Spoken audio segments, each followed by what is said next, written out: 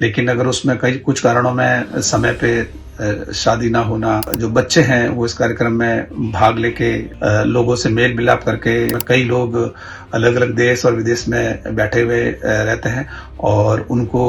नमस्कार नून प्रणाम दोस्तों हम सामूहिक विवाह कार्यक्रम के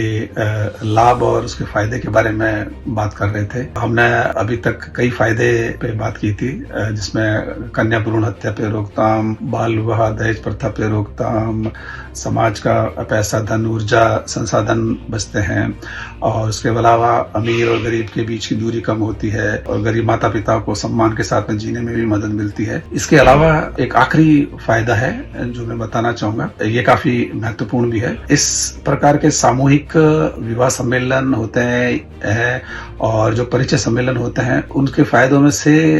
अंतरजातीय विवाह के रोकथाम में भी मदद मिलती है।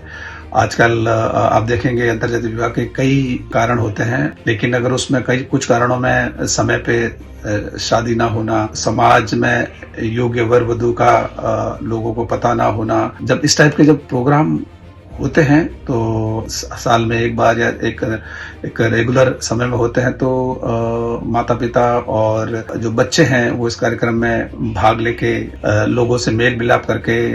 इसके बारे में जान के अपने लिए, बच्चों के लिए योग्य वर वधू की तलाश कर सकते हैं। इसके अलावा आप देखेंगे कि आज के समय में कई लोग अलग अलग देश और विदेश में बैठे हुए रहते हैं और उनको योग्य वर वधू नहीं मिलते हैं, तो इस प्रकार के सम्मेलन होने से अंतरजातीय विवाह के रोकथाम में भी मदद मिलती है। तो ये मेरा अंतरजातीय एक सामूहिक विवाह का फायदा है और इसमें मैं मानता हूँ कि हर समाज को एक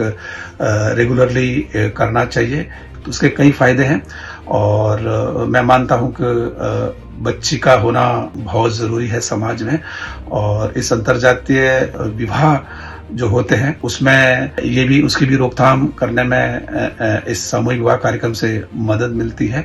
और सामूहिक विवाह कार्यक्रम से जो बच्चियों को जीने में बहुत फायदा पहुंचता है और मैं मानता हूं कि बिना बच्चियों के समाज में कुछ भी संभव नहीं है। और मैं कहना चाहूंगा कि जो पहले नारा था कि हम दो हमारे दो, तो उसमें मैं एक चीज और जोड़ना चाहूंगा कि हम दो हमारे दो, लेकिन एक लड़की जरूर हो।